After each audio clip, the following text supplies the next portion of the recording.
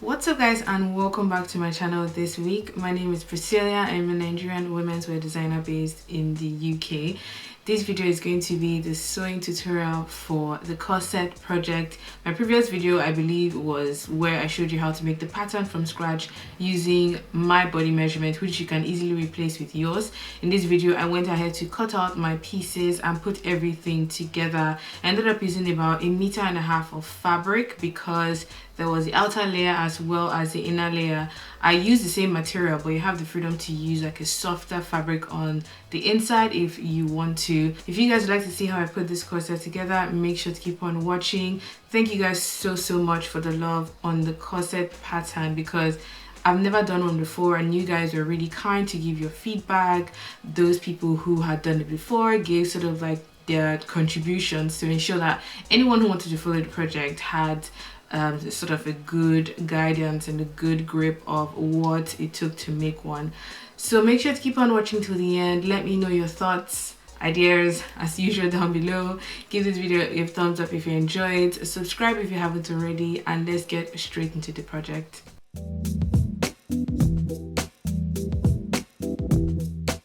I'm going to be working with the following materials to sew my corset. I already have a separate pattern tutorial in which I shared how I created these patterns from scratch using my body measurement.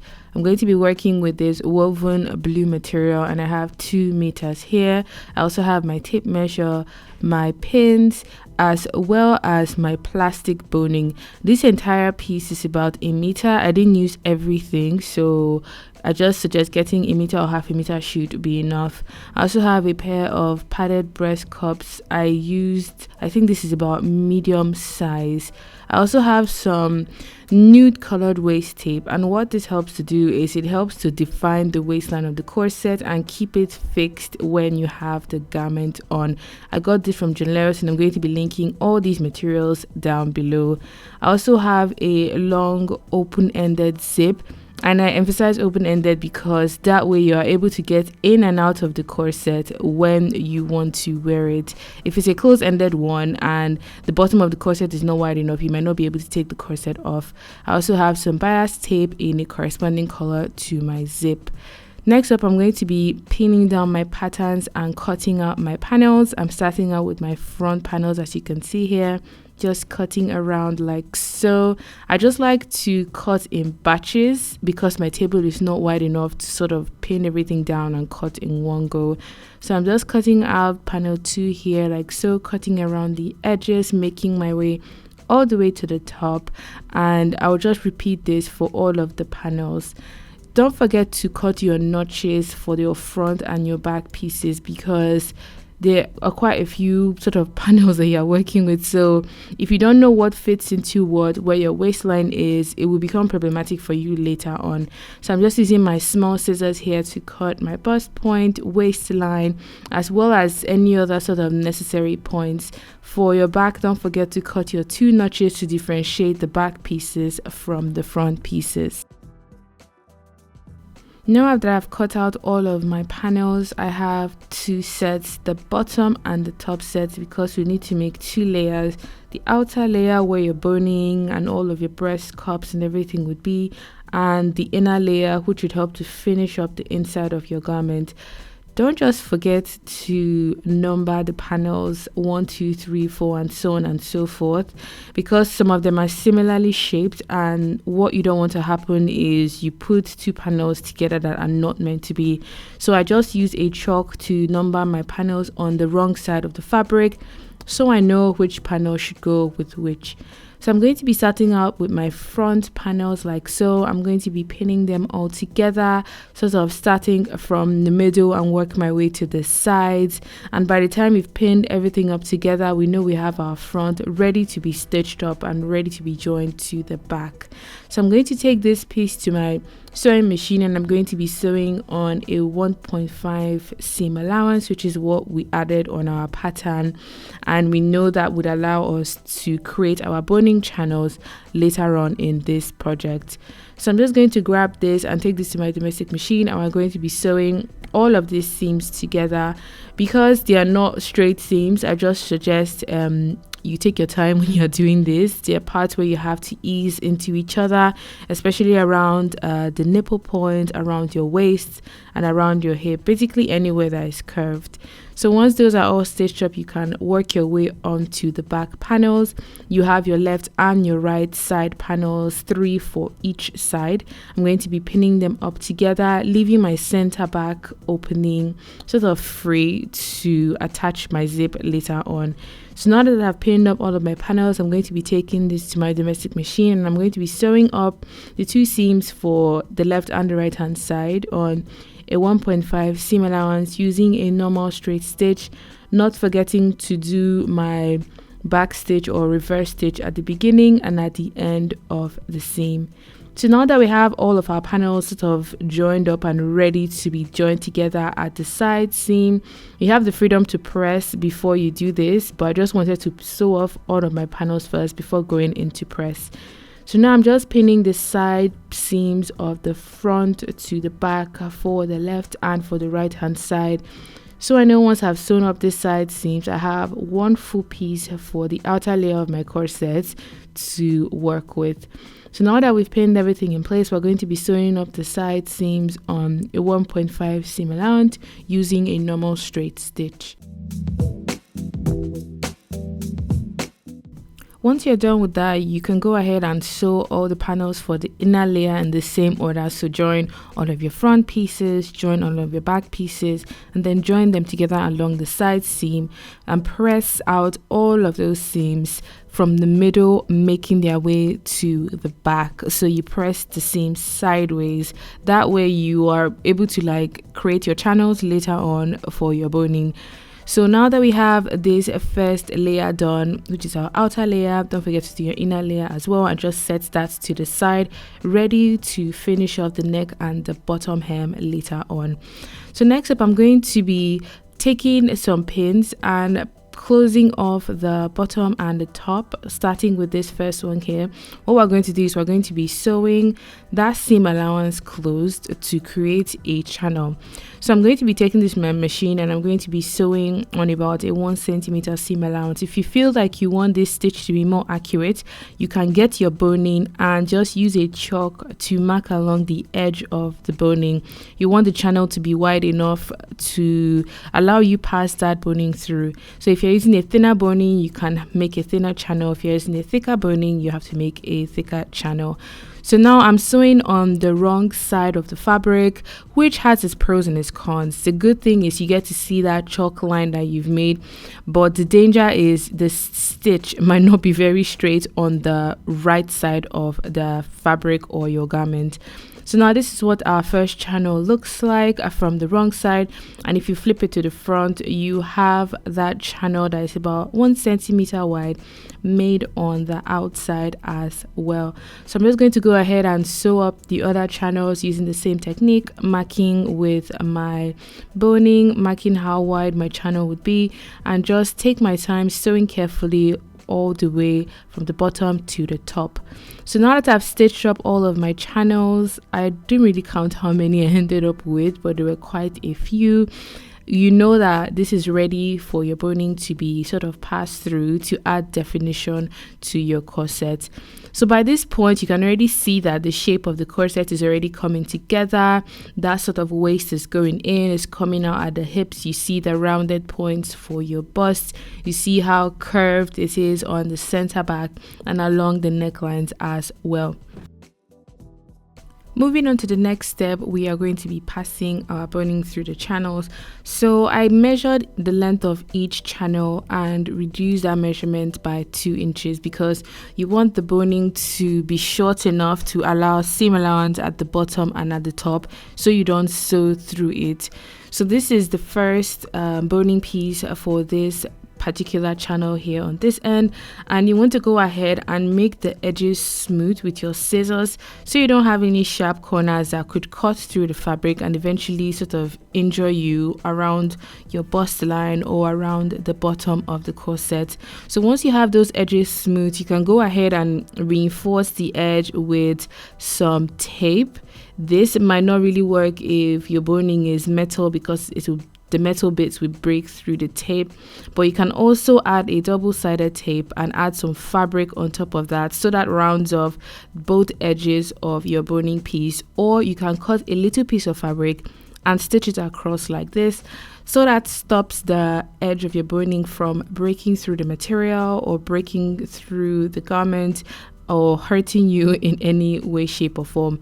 So once that is all done, you can go ahead and pass this through your channel, and this is what the first one looks like. So it doesn't matter what direction it's bending in. Once you have the garment on, the boning sort of bends in a way that contours to your body. So I'm just going to go ahead and repeat the same thing for the other channel. Measure the channel, cut the boning shorter by 3 centimeters or 1.2 inches, round off the edges, secure the edges with some tape or some fabric to ensure that it's not going to break your seam or your fabric later on. Once you're happy with the outcome, it's time to go ahead and add the waist tape, which helps to define the waistline of your corset. So remember how it was important to cut that waist notch? At this point, I'm just reinforcing or making that notch a bit clearer with my chalk, and I'm just marking that for all of the panels along the channels like so. So I'm just working my way to the other side, because we're going to be stitching the waist tape along the waistline for the panels. So starting from this edge here, I'm just going to pin down this particular point like so, and I'm going to pin the waist tape along the waistline of the corset. What the waist tape helps to do is, when you have the corset on, it holds the waist of the corset to your natural waistline, so it doesn't sort of fold in a weird way. So once you've worked your way to the other end, you can cut that edge off like so, add one more pin, and we're going to be hand stitching the waist tape onto the wrong side of your corset. So you only need to hand stitch this on every other channel or on every other seam. You can go ahead and stitch it on every single one, but I think if you hand sew it on every other channel, so you start from the one on the back, you skip the next one, you make your way to the other one, and so on and so forth, hand stitching on the top and on the bottom, just on one layer of that channel, so it doesn't show on the right side of the garment. Situation, I have put in the breast pads, and I even added some wadding just to help shape the tip of like this side here and that side. But I don't like this like ruffling that it's doing. Let me just come close and show you guys. It's doing this and it's doing that, and I don't like that at all. But aside that particular point, everything else fits really nicely. The boning worked very well. I can't turn to the back because I just put on this skirt just to cover my modesty. I had this like over knickers, but the boning and the fit, everything else fits divinely. I just need to decide if I am going to redo these two tips here so it's nice and smooth, or if I would add more padding to fill up the gap here. I just need to decide what is better, what's best, and then just go with it. So I have decided to unpick the nipple seam on both sides and sort of fix the excess that was making the weird ripples or gathering that I didn't like. So I'm just going in with my small scissors and I'm unpicking the channel open, so I just have that first seam, and I've drawn in with a chalk how much I want to take in my nipple point on both sides. I took it in by about 1/2 inch, or I would say 1 centimeter, give or take, and I'm just going to take this to my machine and I'm going to make that correction on both sides, so the left and on the right nipple seam. But remember to sew into nothing on the top. So this is just for me. You might not have the same issue that I'm having, but once that is fixed, I'm going to go ahead and sew my channels, which I had to unpick to fix that error. And I'm just going to be sewing on the right side of the fabric, so I have more control over the direction, the finishing, and sort of the neatness of the stitch. So I'm just sewing ever so slowly, trying to meet that bottom stitch and sew up this top side of my nipple seam, making my way to the neckline. And I'm going to do this for the left and for the right hand side. So this is what the corrected corset looks like. This is just the outer layer. I just pinned it on my bust form. I tucked in the bust pads inside as well, just to help to shape the bust or the boobs even better. But I really like how smooth the back is, so it just contours nice and smoothly to the natural body line of of a woman. So that is something that I really like, and I'm happy about for this corset. So now that that is done, I'm going to go ahead and fix my bust cups into the outer layer like so, and I've just pinned it in place for both sides.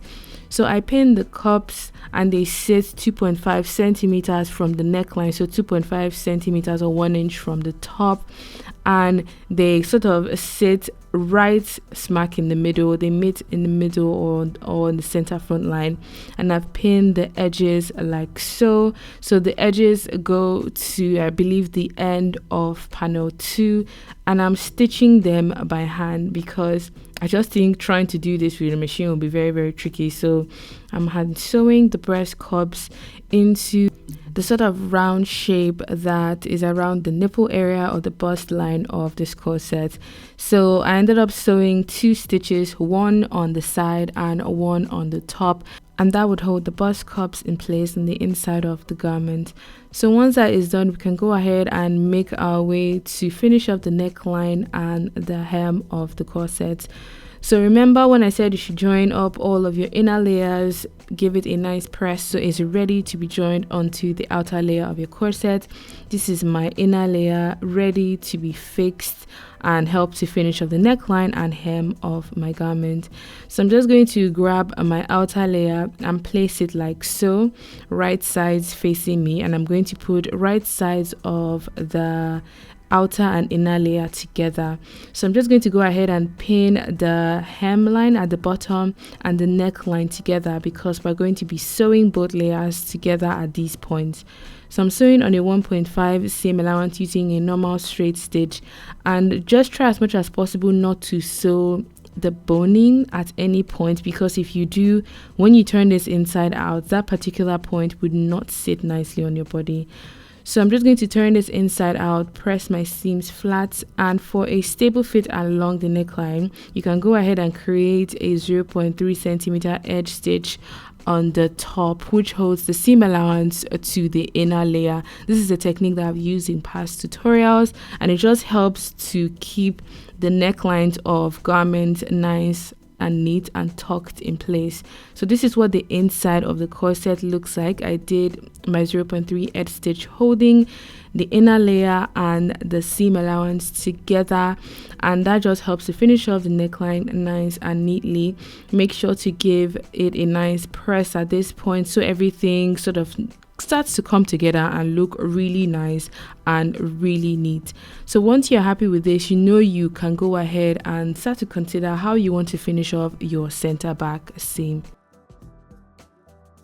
To ensure that center back seam is nice and tidy, I'm going to be fixing a bias tape to finish off my center back seams, and I'm going to do this before even sewing in my open-ended zip.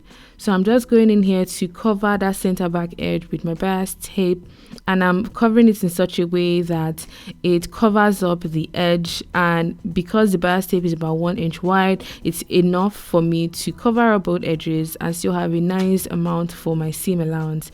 So this is what it's looking like on one particular side. I'm going to do this for the other side and go ahead and sew the bias tape with a nice and tiny edge stitch. As you sew, just remember to check and ensure that you're actually sewing up some of that edge of your center back into the bias tape. There's nothing worse than actually finishing this and realize that there are some parts that escaped being covered by the bias tape. So this is what both sides of our center back edge looks like, and it just makes it look really nice and tidy and really neat. And you know you can go ahead and pin your zip into your center back opening. Because I want the metal bit of my zip to be on the outside which is also known as sort of like an exposed zip or way of attaching. I'm going to be pinning the zip on this side, which is contrary to what I would normally do, which is we'll be pinning it on the inside of the garment. So just trim off any excess of the zip that you don't need on the top and fold it back into the neckline like so. I'm going to pin up the other side, and you can even open up the zip at this point, so you have two separate sides that you can stitch up together. So I'm going to be taking this to my machine, and I'm going to be sewing my open-ended zip into my center back edges. I'm just starting with this side. I'm using my zip footer so everything moves nice and smoothly, and when I make my way to the top, I just do a back stitch to secure my zip. So this is what the corset looks like. It actually turned out a lot better than I imagined. I thought it was going to have way more errors, but to the glory of God, it worked really well, and I love how it sits on. It's really comfortable. It's not too tight, so I can actually like layer things underneath if I wanted to. If you enjoyed this video, please give it a thumbs up, comment all of your thoughts, ideas and suggestions down below, and I will see you guys in my next one. Bye.